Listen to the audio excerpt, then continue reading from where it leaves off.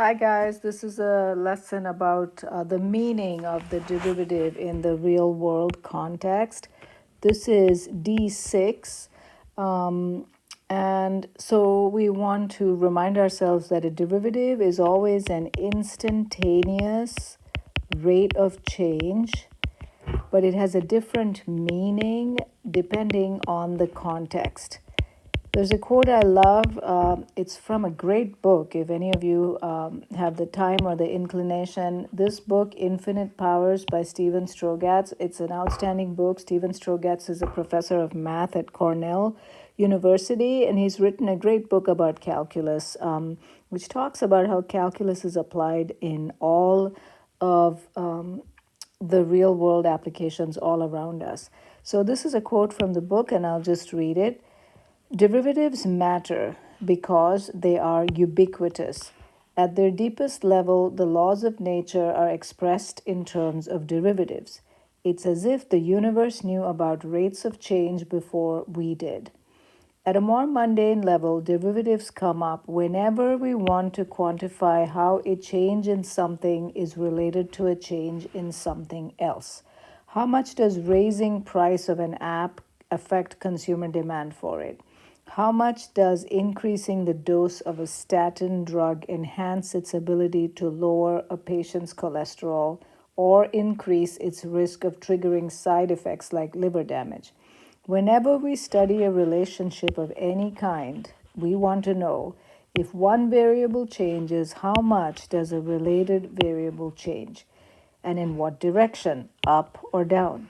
These are questions about derivatives. The acceleration of a rocket ship, the growth rate of a population, the marginal rate of investment, the temperature gradient in a bowl of soup. Derivatives, one and all. Okay, so what we're saying is that the derivative is a rate of change, it's an instantaneous rate of change. We can use this whenever two things are changing. We can ask how fast is something changing with respect to the other variable, right? And this is what a derivative quantifies. So if you look at problem number 1, it says a rock is thrown upward on the planet Mars and its position is given by S of t, where S is in meters and t is in seconds, right? So we have a position equation S of t, and we're asked various questions. So what is the meaning of S of 0? Well, S is the position, so S of 0 equals 10 means the position of the rock at t is equal to 0 is 10 meters, right? That's what S of 0 equals 10 means. S prime of t is the derivative of S. That's the same as ds dt. Both of those things mean the instantaneous rate of change of S of t, right? And if you think about how we find a derivative, we take a limit of delta S, change in position, over delta t as delta t goes to 0, right? That's what would be S prime of t. Now, delta S has units of, it's S2 minus S1, so it's got a unit of meters. It's the change in position. And delta t, T2 minus T1, is going to come out in seconds. So the derivative has units meters per second. And that's a clue as to what is the meaning of S prime of t. S prime of t, we already said, is the instantaneous rate of change of the position. So that is called the velocity. The velocity of the rock is what we mean by S prime of t in this context, in this particular problem. So if S prime of 1, actually we should say velocity of the rock at time t, right? Because if we're saying S prime of t, we could even say this is V of t, this is equal to V of t. It's an equation for the velocity of the rock. If S prime of 1 is 6.28, what is the velocity of the rock at t is equal to 1 second? Well, this is nothing other than the velocity of the rock, right? S prime is the velocity. So the velocity of the rock at t is equal to 1 second is 6.28 meters per second. Is the rock moving upward or downward at t is equal to 1 second? If s prime of t or v of t is greater than 0, then you're moving upward. If s prime of t or v of t is less than 0, then you're moving downward, usually, right? And in this, usually meaning that's how I would normally define my direction. Up would be positive and down would be negative. So in this case, the rock at t is equal to 1 second, since this is a plus 6.28, it's moving up, right? And the reason is because the velocity of 0 is greater than 0, okay? By the way, when the velocity at a certain time is equal to 0, the particle is not moving, and we call that at rest. Okay, our next problem is about a completely different context, but we're going to be using derivatives again, and they're going to mean something different. Bacteria are growing in a controlled laboratory experiment, and the number of bacteria present after t hours is b of t. What are the units of b prime of t? Well, b prime of t is the instantaneous rate of change of b of t. And so it's going to be, the limit as delta t goes to 0 of delta b over delta t. Well, delta b is in number of bacteria, and delta t is in time, right? So the units of this are going to be a number of bacteria. B prime of t units are going to be number of bacteria per hour, because the time unit in this problem is hours. What is the meaning of b prime of t or dB dt? Well, dB dt is the instantaneous rate of change in the number of bacteria, right? At t hours, right? At any given time, b prime of t represents how fast the number of bacteria is increasing or decreasing, the instantaneous rate of change of the bacteria at t hours. If b prime of 5 is 1 million, estimate the rate at which bacteria are growing at t is equal to 5 hours. Well, this number is how fast they're growing at 5 hours. So the rate at which bacteria are growing, it's growing because this number is positive, is 1 million bacteria per hour. Okay. Is the number of bacteria increasing or decreasing at t is equal to 5? I already said it. Because b prime of 5 is greater than 0, the number of bacteria is increasing at t is equal to 5. Okay, next one. Is there an unlimited, if there is an unlimited amount of space and materials for the bacteria, which do you think would be greater, b prime of 5 or b prime of 10? So bacteria are growing. If we're saying there's an unlimited amount of space for them to grow, an unlimited amount of food, right, then they're going to keep on growing faster and faster because there's more and more of them, and the more they are, the faster they can reproduce. So in this condition, we would expect b prime of 10 to be greater than b prime of 5.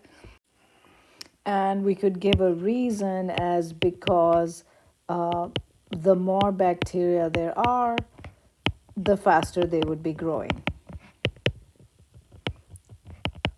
Okay, let's do the next one, which is, if the supply of nutrients is limited, does this change our answer? Well, yes, because then as the number of bacteria is increasing, right, b prime is the slope of the b graph, right? So if I'm kind of making a graph of this, maybe they start out at a small number of bacteria, and then they're growing, right? B prime of 5 it means like at this particular moment, how fast are they growing? How steep is that growth curve? Well, if after a certain amount of time, let's say even after t is equal to 5, the food starts to run out, well, then this growth is going to level off, right? It's going to kind of stop growing at that faster slope, and it's going to slow down eventually, right? So if the supply of nutrients is limited, then the slope at 10 out here somewhere is going to be less than the slope at 5. So b prime of 10 could be less than b prime of 5 if food or oxygen or something that they need is limited. Okay. Okay, so at this point in the video, I would pause the video and try to answer the questions and then take a look at the answers. So very quickly, number 3, water is stored in a cylindrical tank and its volume at time t is given by V of t, where V is measured in gallons and t is measured in minutes. The units of V prime would be gallons per minute. The meaning of V prime is the instantaneous rate of change in the volume of water in the tank. And that means it really means how fast is the volume of water in the tank increasing or decreasing at any particular instant. That's what V prime of t means. Okay, then we have if V prime of 10 is 50,000, estimate the rate of change of the volume of water in the tank at t is equal to 10. So the rate of change at t is equal to 10 is 50,000 gallons per minute, right? So in other words, you have some kind of graph of the volume of water in the tank. And if at t is equal to 10, we're saying that the rate of change of water is 50,000. That means the slope of the tangent line, right, at t is equal to 10 is 50,000 gallons per minute. That's how fast we're growing at that particular instant. Is the amount of water in the tank increasing or decreasing at t is equal to 10? Well, it would be increasing because V prime of 10 is positive, right? So the V graph must be having a positive slope and the water volume must be increasing at t is equal to 10. Okay, once again, pause the video and answer the questions and then take a look at my answers. The temperature of a roast turkey taken from the oven is given by T of t. Okay, so here we have big T is the temperature and little t is the time, right? So T of t, where t is measured in Fahrenheit and little t is measured in minutes. What is the meaning of T of 0 is equal to 185?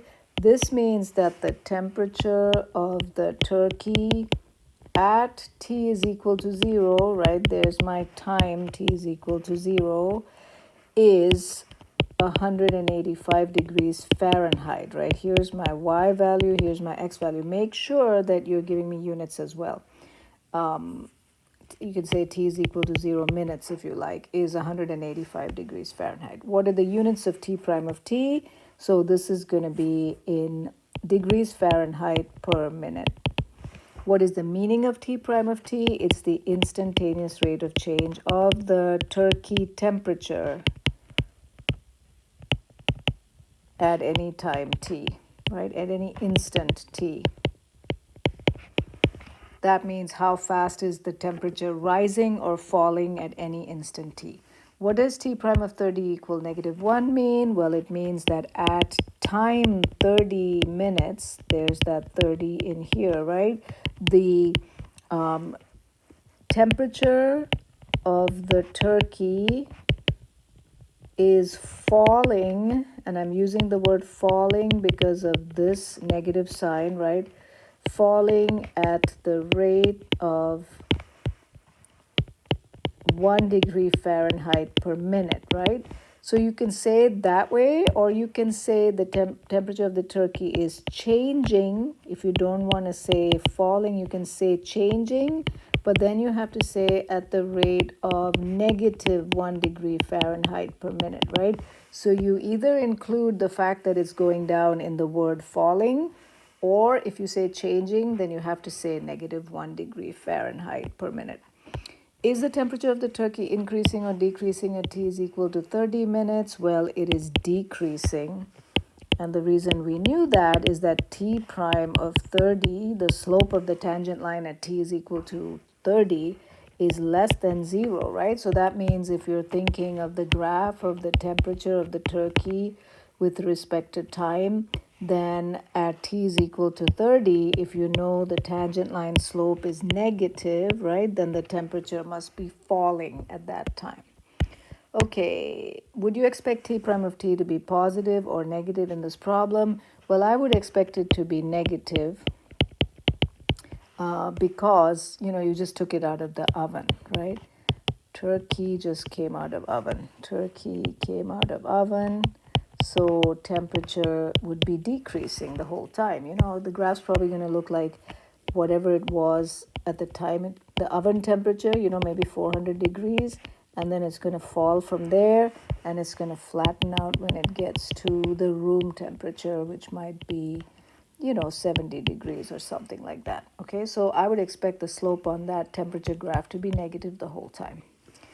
Okay, last problem. Pause the video again and take a shot at it and then see what I say.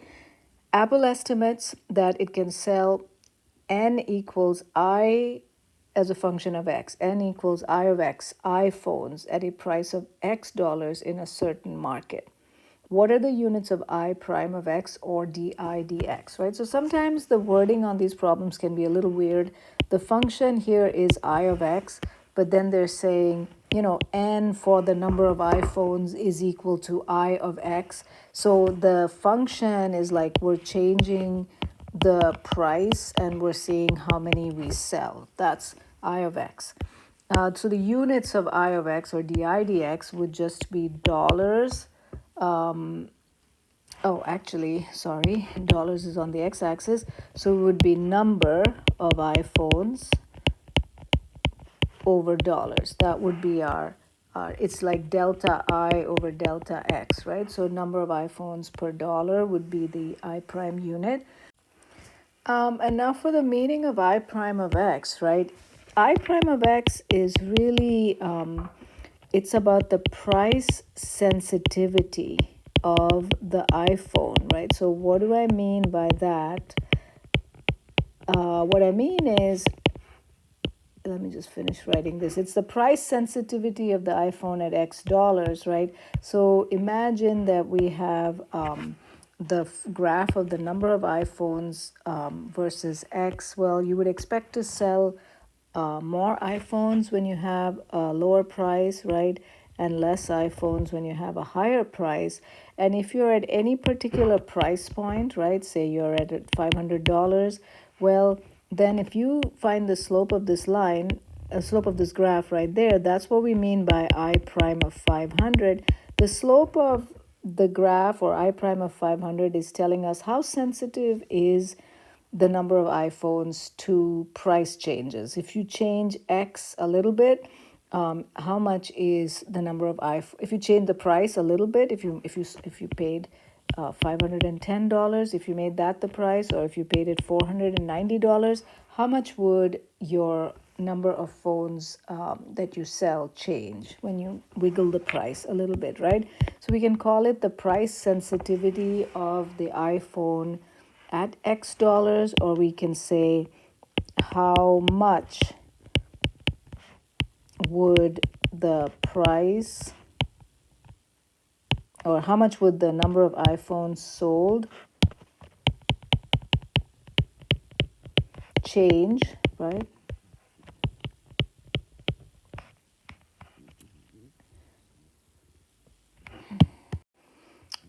Per dollar change in price. Something like that, okay, is what this would measure. In general, what can we say about the sign of I prime of x? Well, I prime of x is usually going to be negative, right? Because as you increase the price, the number goes down, usually. Okay, so generally, you would expect a slope on this kind of graph to be negative. Okay, and then the last part says if I prime of 400 is negative 100, what can you say about the effect of increasing the price of an iPhone from $400 to $425? Okay, so I mean, we can understand this by thinking if the graph of I, the number of phones versus X, say that that was just a line, right, with a slope of negative 100, right? Then what we're saying is that if I go from $400 to $425, then my price, like the slope here would need to be negative 100. So if my run is 25, then my rise must, sorry, my fall in this case must be negative 2500, right? So we could say if we had a linear situation, then if you increase the price from 400 to 425, the number of iPhones sold would drop by 2500. Okay, but we don't necessarily have a linear situation, right? We could have any kind of curvy graph, but one of the things we do in calculus is we approximate things with a linear approximation. So in this problem, we can imagine if you had a curve, right, and you know that the tangent line slope here is negative 100, right, then even though we know that it's not an exact answer, we can say the same thing like we did on the linear, that if you move to 425, the number of iPhones, right, is going to drop by approximately 2,500 units, right? So it's called a linear approximation. We can make a linear approximation and say that in this case, even if the graph is, not linear, we can still estimate that the number of iPhones sold will drop by about 100, about 2,500, okay?